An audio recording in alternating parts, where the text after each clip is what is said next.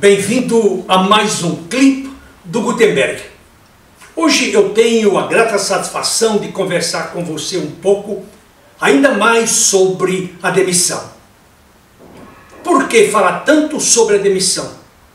Porque este é um problema que afeta milhões de brasileiros. Para ser preciso, 14,8 milhões de brasileiros, como dissemos no nosso último clipe. Isso naturalmente preocupa milhares e milhares e milhares de famílias Brasil afora. A demissão interrompe carreiras. Ela faz carreira de escailarem. Elas fazem com que muitos profissionais desistam de uma carreira profissional e ingressem em outras profissões ou em outras carreiras, muitas vezes sem nenhuma compatibilidade com os seus talentos, com o seu preparo e com aquilo que eles se predispunham a fazer ao longo de sua vida. Por esse motivo, eu gostaria de chamar a sua atenção para a seguinte pergunta: qual é a melhor hora de você pedir a demissão de uma organização? Eu costumo dizer, baseado no ensinamento de um grande filósofo e um grande político, um grande jesuíta, por nome Baltazar Gracian, que a melhor hora para você pedir a sua demissão é quando você está por cima, quando você está dando os seus melhores resultados.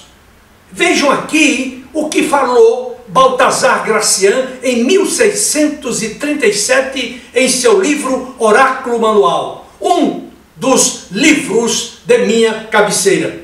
Ele diz o seguinte: deixar o jogo enquanto se estiver ganhando.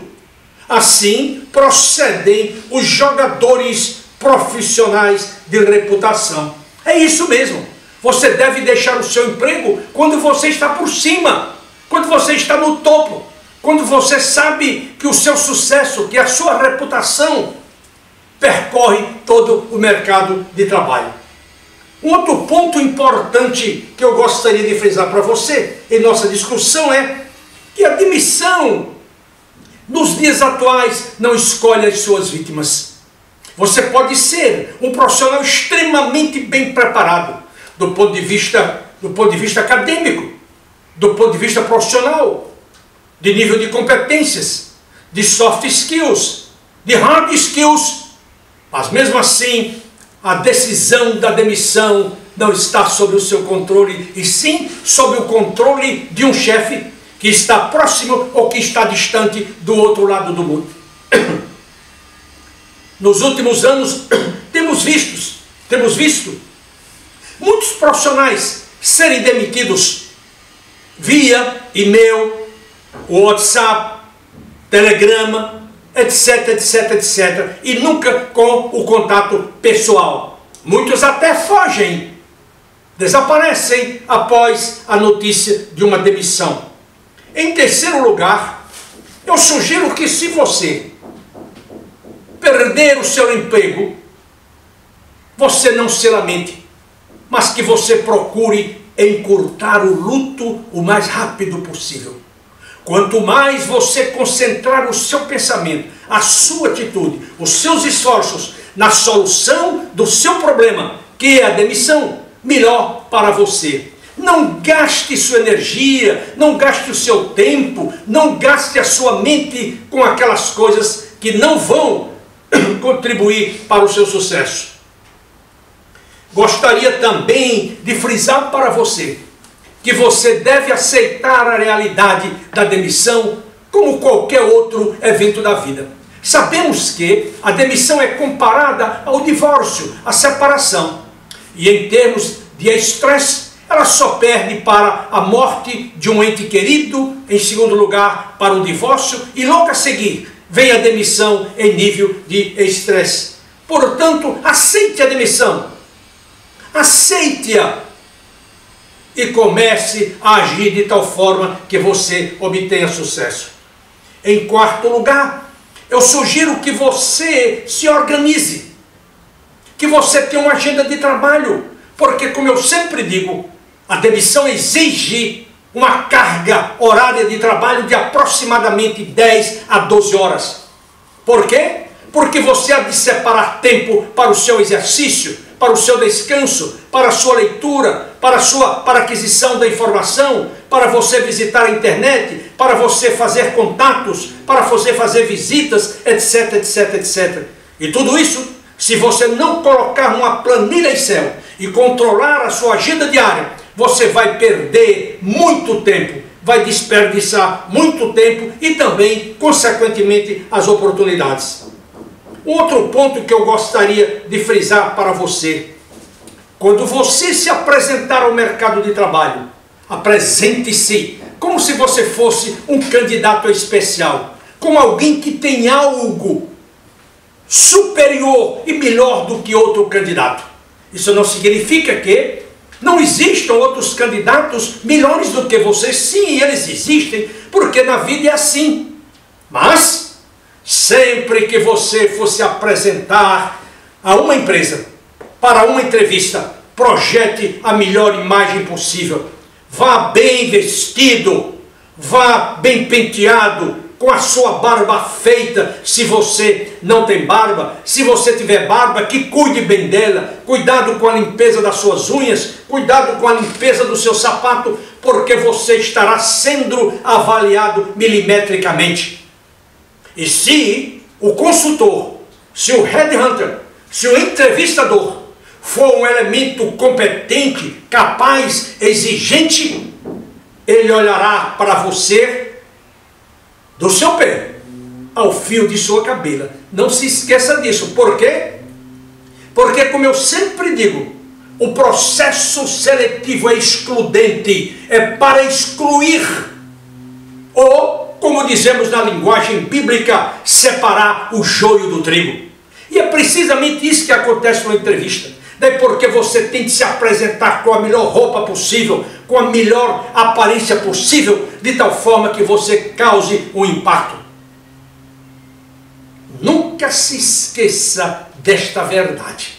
E lembre-se que neste momento contam a sua postura, a sua presença, a sua voz, o timbre de sua voz, o gesto de mão ou aperto de mão, contato de olhos e aquele sorriso dos seus lábios ou da sua face. Essas são questões importantes no processo de entrevista. Um outro ponto que eu julgo importante: elabore um plano de marketing. Elabore um plano de marketing.